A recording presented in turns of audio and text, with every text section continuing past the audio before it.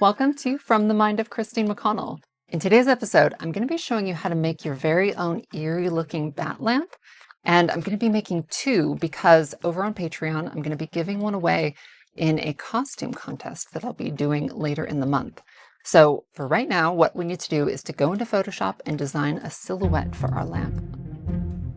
The look that I'm going for here is that there are a set of twin bats and they are separating themselves right at the chest. And hopefully the look will have sort of tendons pulling in between those areas. So I'm doing one side first, and then once I'm happy with that, I'm going to flip it over to the other and mirror the image. And then once that is done, I'm going to create a second layer that has a lot more detail and interest.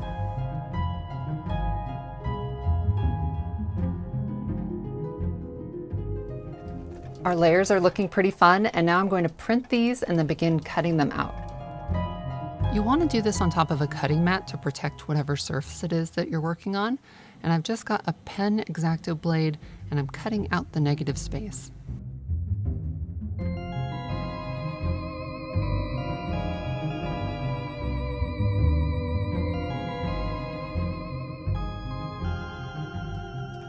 I'm going to be picking up my wood from a place called Custom Wooden Slabs. They're over in Utica, and they have a bunch of exotic woods, and they were actually able to plane down what I needed to get the exact right depth.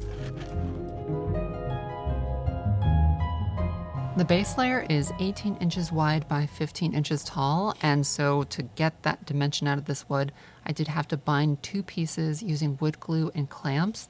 I just clamped this up and left it for a few hours, and then I was able to come back and continue working. The lighter base wood is a curly maple, and now I'm going to be joining some black walnut, and this is a thinner sheet. I think it's about a 1/2 inch thick, and so I'm doing the same thing where I have to bind them together and let them cure. The reason for using two different woods is I want there to be a decent amount of contrast between these layers, and that lighter layer should look pretty neat against the black walnut. I'm using a fine point Sharpie to trace out my design, and the reason for that is I want to really be able to see these markings underneath the sawdust that's going to build up as I begin cutting it out. Oh, I should mention, the kind of lamp we're going to be making is something I guess I would call a silhouette lamp. In the 1950s, they used to call them TV lamps, and they would have them prominently displayed in the living room.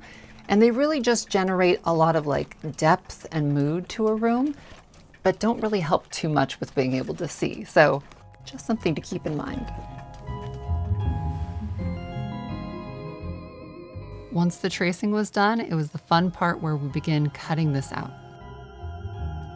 Let's take a second to talk about equipment. So I attempted to use a scroll saw and the vibrations were too strong. I felt like I was potentially going to break this. And so I ended up using a bandsaw and the jigsaw that I always use for these types of projects.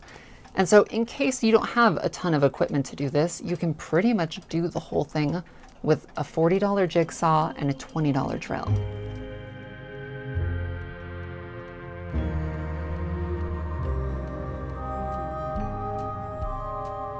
The reason I bought this bandsaw was last summer I restored the finials that were lost that used to be at the peaks of the roof.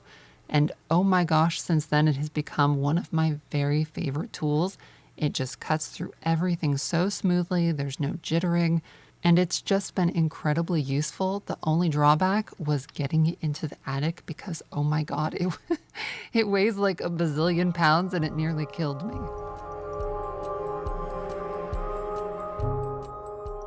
I'm using a belt sander to smooth out the wood first, and then I'm going to clamp it down to a table, and I'll be using a drill to clear out some of those negative spaces. That way I can get the jigsaw blade in there, because if I don't create these holes, there's no way to cut in with that blade. Doing it this way takes a lot of time, which means you have to be super patient. And if you go very slowly, you don't force the blade, you just let it do what it needs to do. Gently moving it along, you'll end up with a pretty great result. I am going to use the bandsaw to cut out all of the exterior pieces, and the reason why this is better than the jig is the jig's mechanism goes up and down, which does create jittering, and the bandsaw, it's just a continuous blade that is spinning around, And so there is no movement, and you can just cut through this wood like butter. And now I'm going to repeat that entire process just with the base layer.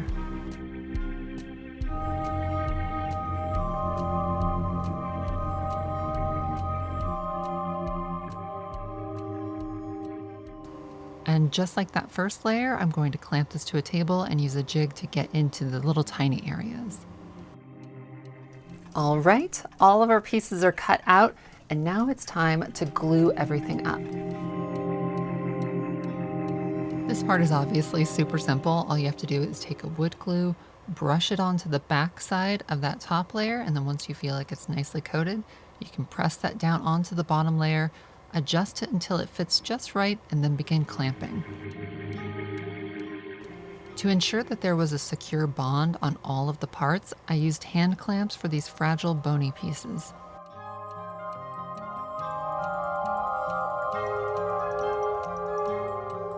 I'm adding 2 layers of extra trim right at the bottom of the lamp, and so first I need to use a router to get an edge that's kind of curved and has a little bit of interest to it.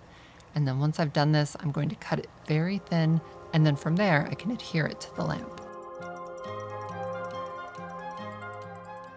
In total, this will be 2 layers of trim. The first one is 1 inch tall, and the next one is 1/2 inch tall.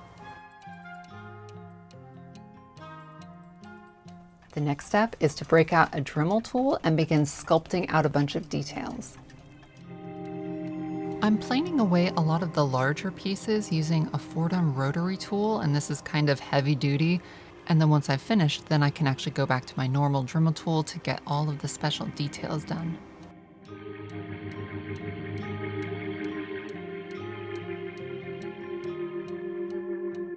I've now switched the head on that Fordham tool to a ball, and this will kind of allow me to etch out the centers between those wings and give it a whole bunch of dimension. Once I was happy with that, now I could start tackling some of the finer details, and I'm using just my standard Dremel tool for this. And I absolutely love this part because you can take this flat looking image and suddenly give it incredible amounts of depth just by carving away certain areas.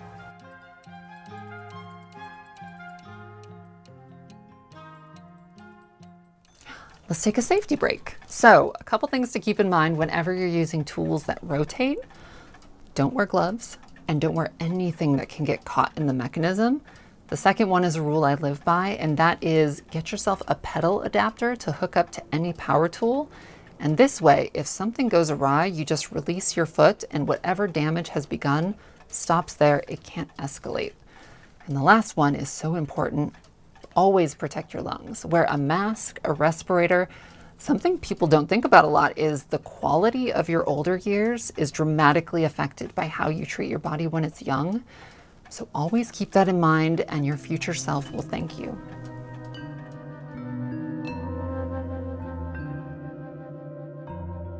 I always alternate through a variety of tips when I do projects like this, and it's just a way for you to get all sorts of different effects. Something else I always use is the pen tool on a Dremel, which is an option you can get. I think I didn't use this the very first project I ever did, and I ended up giving myself carpal tunnel from holding this big unit. So if you are going to have one of these, make sure you have a pen attachment.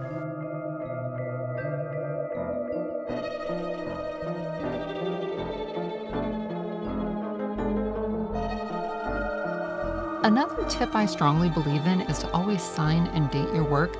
No matter how silly you feel the project is, you kind of don't have any idea what people in the future will think, and it's always nice to know who did something and when they did it.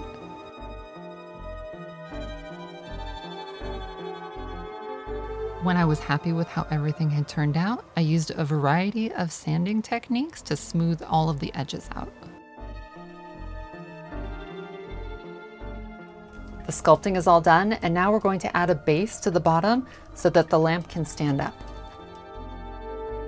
When I was at the wood shop, I should have asked them for a few little pieces of the black walnut in 1 inch thick, so I didn't have that. And I definitely want to use black walnut as the bottom. So what I'm doing is I'm taking 2 of the thinner pieces, gluing them together in sort of a decorative kind of way, making sure they're matching or bookending. And then once that's done, I'm just going to clamp them and then start cutting out designs.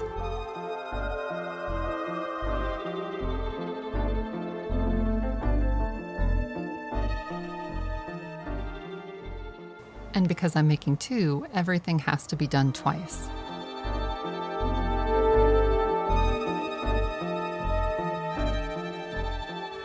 Once it was looking good, it was time to start gluing pieces together. After the base had a couple hours to cure, then I clamped on the back piece.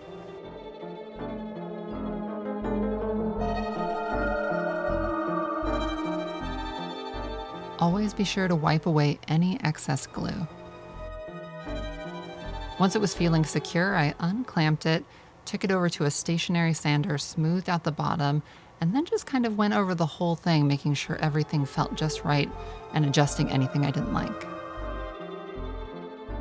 I decided afterward that I wanted the sides to sort of line up with that molding that I did on the front, and I couldn't obviously get like a router in this tight spot, so I ended up having to do all of this part by hand with a Dremel. We're getting really close now, and it's time to lacquer the wood. For the lacquer, I have found that an oil-based polyurethane in satin and kind of a warm tint really kind of brings out a lot of the depth and beautiful colors in black walnut. But I had never used curly maple before, and I realized that it was kind of too light. So once I've done all of this and it's dried, I am going to take an airbrush with a translucent paint and sort of shade in certain areas.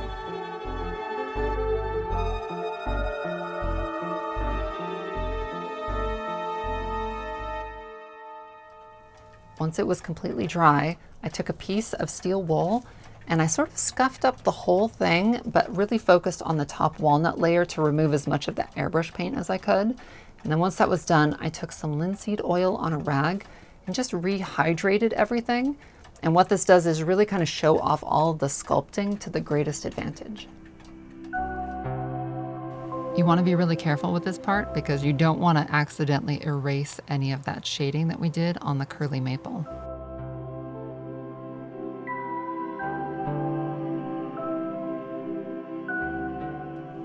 The very last thing to do is to affix a light. For the light fixture, I'm attaching a curio light to the back, and then I have finally found an LED bulb that I love. It's by a company called Light History. It's dimmable, it doesn't flicker, and it just creates a genuinely beautiful, warm, incandescent feel.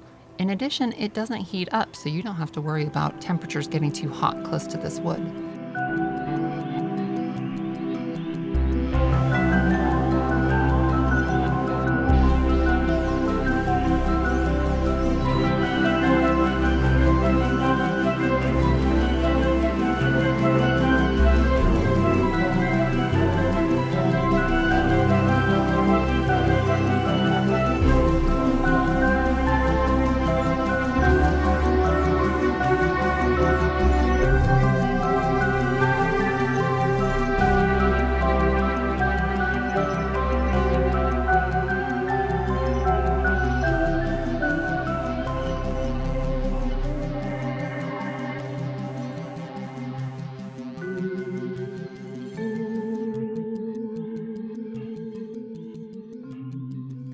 And we are all finished. And how neat did this come out? If you are interested in entering that costume contest over on Patreon, follow the link below and you could potentially win one of these. And I'm also going to be posting the pattern to make your own for the second tier and up over there. I have hopefully 2 more episodes I plan to post publicly this coming month. So look out for those. And until then, take care of yourselves and I'll see you again very soon.